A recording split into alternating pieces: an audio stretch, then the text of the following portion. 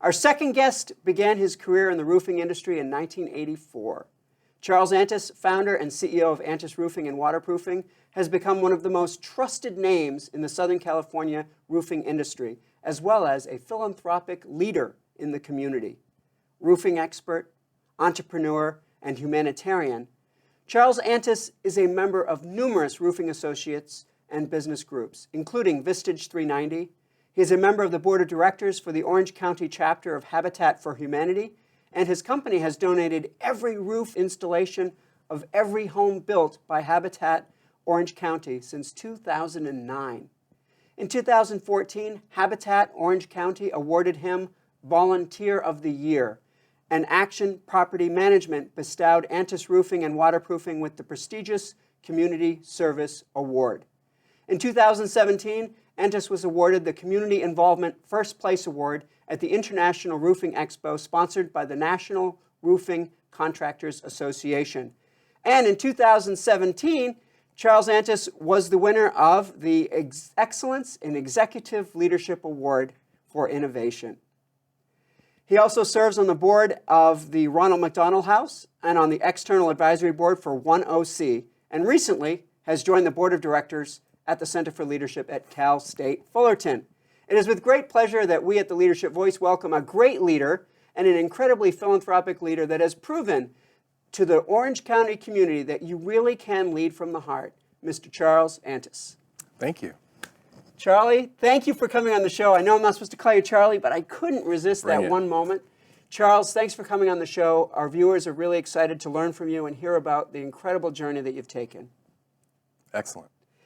Maybe we could start by, you could share with us the journey that you've taken here at Antis Roofing and how you've grown the company to the size that it has become. Wow, there are a lot of twists and turns in the journey, but I think early on there were a lot of self-discovery moments that we'll probably get more into in a minute. However, I had no idea that we would end up in a place we are today. It's very much what's happening in the world that we are fortunate enough to be kind of on the pulse of, and that is we see purpose really showing up in business today, unlike it did earlier in my career. Or at least I couldn't recognize that. So that's the exciting change that we see shifting in the business marketplace. So you started out as in the roofing business. You had this young company. You're reaching out and starting to make this business succeed, and you go out and you start going out on job calls. Tell us about that turning point in your career. Well, early on, I had to be good at what I did. I learned to be great at what I could do. I couldn't re-roof yet. We didn't have the crews, but I could solve leaks. So I became the very best at solving leaks, and that gave me a marketed skill. However, it was difficult to survive in the beginning. We needed every call to produce money just so I could pay my mortgage bill. And I only sometimes had a few calls a week. And under that environment of needing work, we had an early experience that I think you're referring to, where we got a phone call from a mother who had leaks in every room. So I went to this job needing this money earned from solving these leaks to pay my mortgage. And as I pulled up to the house, I saw that it was not a real nice house. There was no lawn. It was set back on this field with a flat roof. I knocked on the door, and when the woman answered the door, I could see right away this was not a place that would likely have the money to pay me, and I just wanted to get out of there because I had an obligation to feed my family. But that exact moment, I was overwhelmed with this smell of mildew, and it hit me, like, what am I doing here? How can I make my ends meet at this home? And what broke the spell was this little 5-year-old blonde girl who just looked up at me, and she grabbed my hand because she couldn't smell what I smelled. This was her home, and she wanted to show me her home. And she took me and she showed me her living room. She took me into this disheveled hallway, and finally we walked inside her bedroom. That was her little castle, but all I saw was 4 mattresses on the floor with moldy bedding. Cognitive dissonance at that moment. What am I to do? I need to make money. But suddenly at that precise moment, I think, is where purpose entered, although I didn't recognize it at that moment. And with that story, with that exact moment, I realized mortgage isn't for a couple more weeks. Maybe we can provide a roof. And so we donated a roof. I had to go out and find 6 volunteers because I didn't have employees yet. But we donated a roof and we kept that roof dry. And that started something that I later would recognize would be what built our culture and built our company. In many ways, it describes as a turning point for your company, doesn't it? It's a turning point early on when we just got started. It gave us momentum, but I couldn't understand what was happening until many years later. Over the years, what happened since that time is we would have another scenario where the family had a disease and they had a deck that was leaking and we had to do something. And it wasn't like I was excited, to be honest. I wasn't like, hey, what can we donate today? It didn't feel like there was enough money back then to take care of everybody. But that's the part that I wish I would have learned earlier, that there is enough, that when you play the long game and when you do the social good, you will do well in business. And that's where we sort of learned it, but it didn't become part of our philosophy. It wasn't written into our code until the last few years. And I think that's a wonderful lesson for a lot of businesses to learn. And it sounds like your company learned this lesson very early on.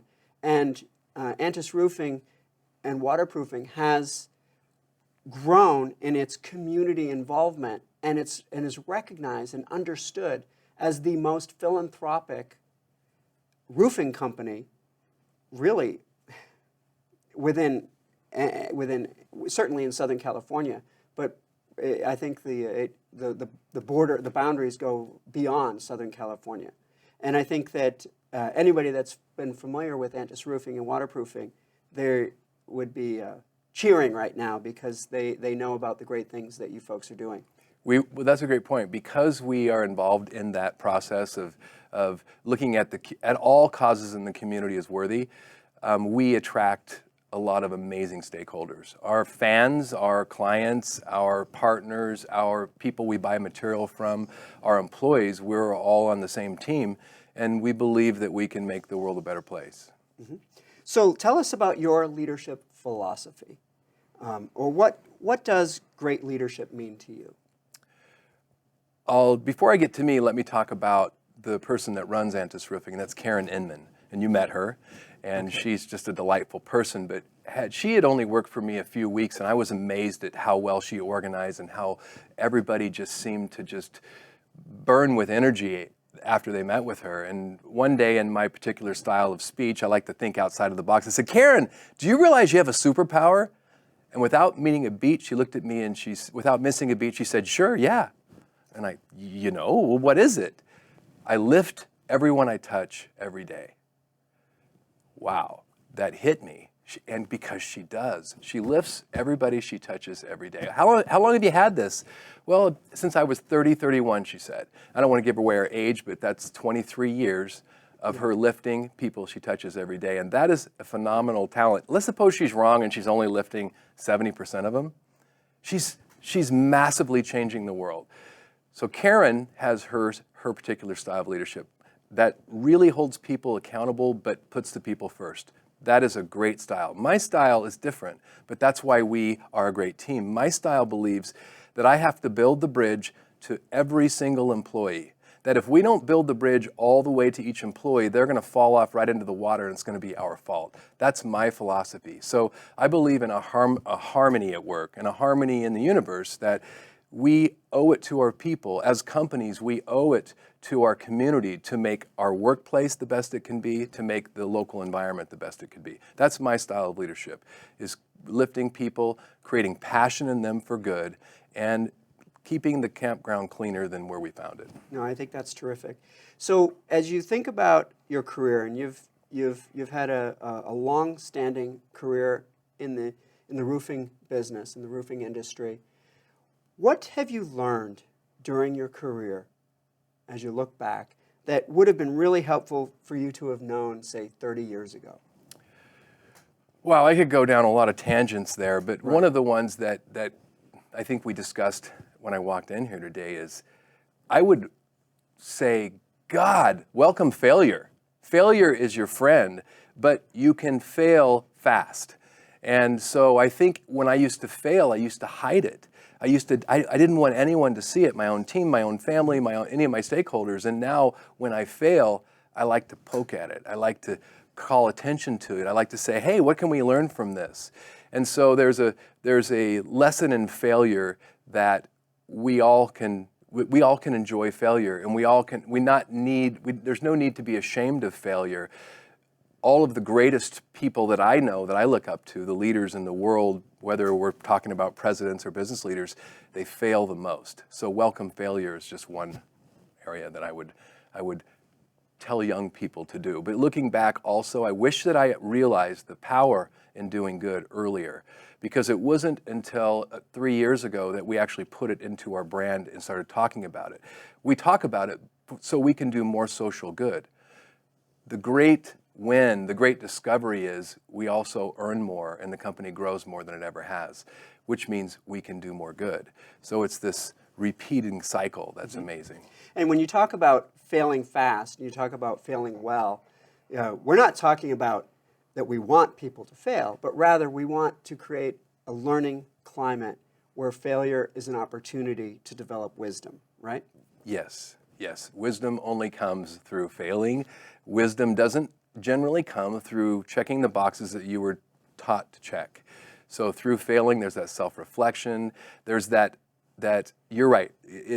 There's that moment where the whole group, not just me, we all look at it and we all learn from it. And when the team sees that the leaders can fail, then the team can fail, and it creates more honesty, more transparency. Your silos are shed, and you have sales communicating with production, and the field connecting with marketing, and you have your team humming on all cylinders.